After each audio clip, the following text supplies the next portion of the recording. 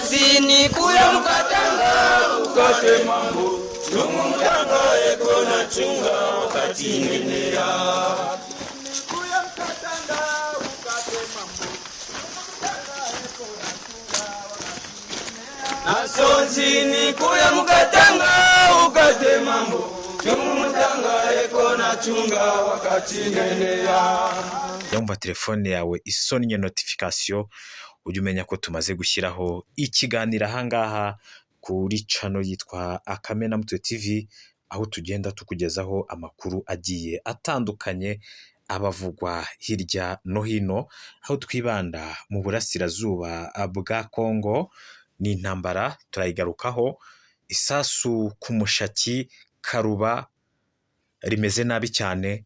M23 yatangaje ko yishe abasirikare bafite ibirango by'u Burundi. Ni mu gihe biciwe mu mirwano, ni mu gihe nanone umutwe wa Twirwaneho, ubuyobozi bw'umutwe wa Twirwaneho bwashimangiye ko bwiteguye gukorana na M23. Ni mu gihe iyi ntambara yo muri Kongo nayo ikomeje gukaza umurego. Muri teritwari ya Nyiragongo mu gace ka Kibumba baryamiye amajanja baho.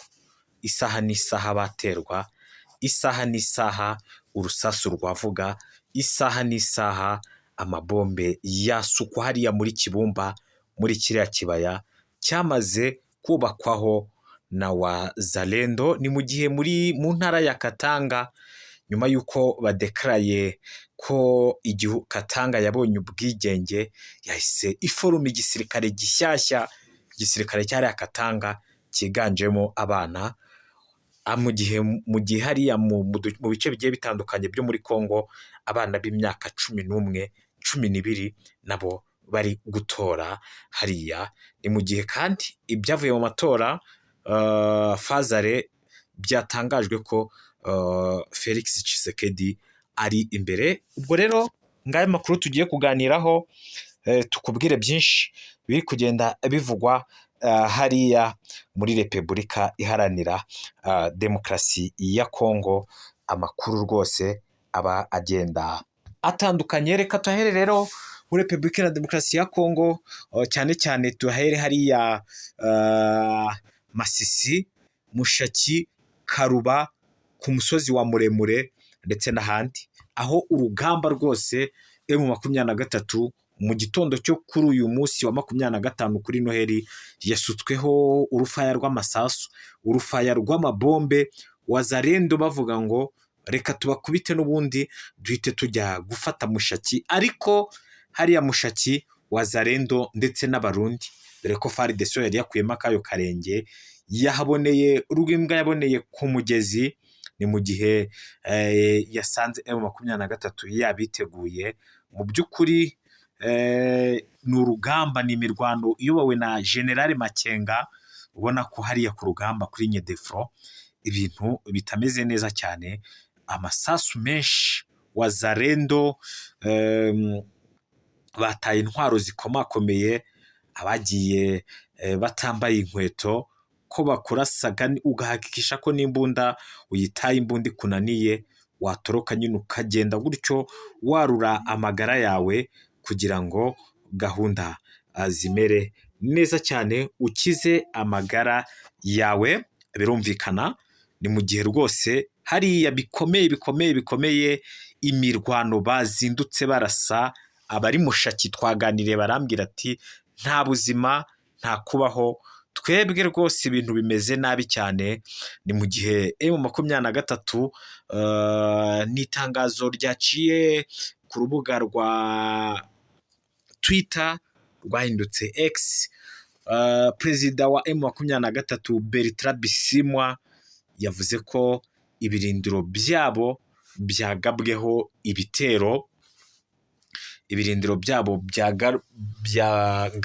ibitero, birumvikana aba n'abasirikare bo ku butaka, ariko bakaza kuraswaho nanone n'indege, dore ko M23 kugira ngo FARDC Wazalendo bigaragare ko bayikubise bya nyabyo bakoresheje indege ya Sukhoi ku rugamba. Ni igisiga rero cyahagurutse ahanga mu mujyi wa Goma kikajya gutanga umusada. Ni mu gihe Wazalendo bari bamaze kuvuga ati tujye kujengwa Mushaki, ariko n'uwo musada wo ku butaka wo mu kirere nawo Wazalendo bari bawukeneye hariya Mushaki. Ni umusada rero waje urabafasha cyane. Ni imirwano yabaye kuva mu gitondo n'amaginga yadukora iyi nkuru,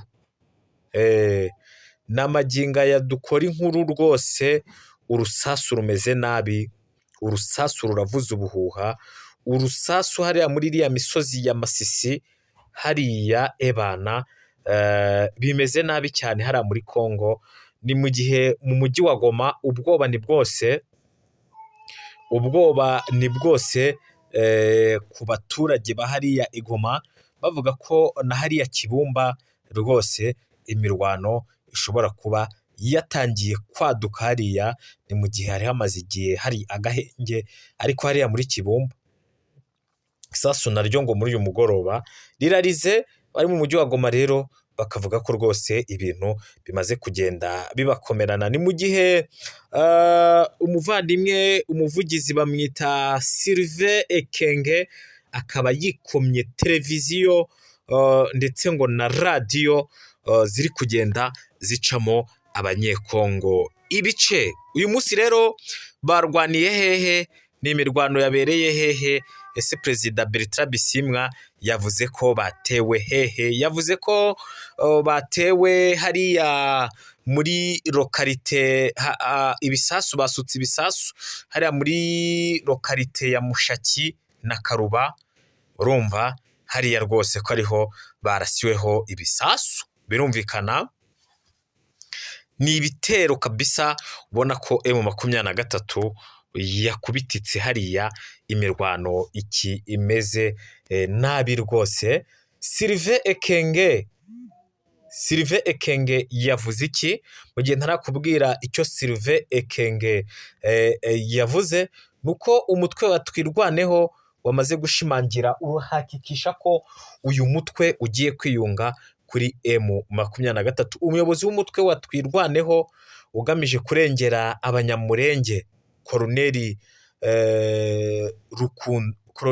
Rukunda Michel uzwi nka Makanika yatangaje ko ntacyo bitwaye kuba bakorana n'umutwe wa M23 n'undi wese wifuza ko akarengane gakorerwa abanyekongo kakemuka, ngo bari biteguye gukorana nayo. Ni raporo y'impuguke yasohotse kuri 28 Kamena igaragaza ishusho rusange ku kibazo cy'umutekano muri Repubulika Iharanira Demokarasi ya Kongo. Hano cyo gituma imitwe igenda ivuka muri rusange. Mu kiganiro na Voice of Kivu, Makanika yagaragaje ko nubwo bakomeje gushinjwa kwifatanya n'imitwe myinshi irimo na M23, nta kibazo abibonamo mu gihe bahuje intego yo kurengera ubuzima bw'abaturage bicwa kandi bafite uburenganzira bwo kuba muri Repubulika Iharanira Demokarasi ya Kongo nka bene gihugu. Aha bamwita Generale Sylvain Ekenge yikomye radiyo na televiziyo Nyota mu gucamo FARDC ibice. Iradiyo iri ku butaka bwa Kongo ko ihuye n'ibibazo ra iradiyo ku butaka bwa Kongo niba yarituye icyo bita ibumu, ntago biri buze kuba yorohera iradiyo bita Nyota na televiziyo. Ni mu gihe kandi umutwe wa M23 watangaje ko wafashe abasirikare b'Abarundi mateka, babafashe mpiri. Ubwo n'abasirikare bambukiye haraza Uvira Kamanyora baza ku rugamba. Abo basirikare rero bongeye guhurira n'uruva gusenya hariya za Mushaki uzamuka Karuba. Ubwo ni mu gihe M23 yari imaze kotswaho umuriro nayo iza gukora icyo bita operasiyo vuta ni kuvute.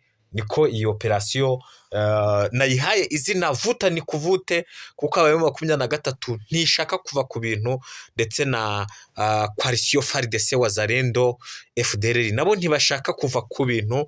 Iyi operasiyo rero niyo mpamvu yitwa vuta ni kuvute au kufa au kupona hariya mu burasirazuba bwa Kongo. Birumvikana rero n'imirwano ikomeje kugenda ivugwa, ni mu gihe mu ntara ya Katanga kwiyonkora kuri leta inasaba ideklara ubwigenge cyangwa independence. Ariko nanone igisirikare iyi Katanga ikoze ni igisirikare mbonye rwose ari icy'abana rwose. Banyakatanga murambeshye, iki ntago cyaba ari cyo gisirikare cyaba ari cyo kigiye kurengera hariya iyo leta ya Katanga mushinze yiyonkoye kuri leta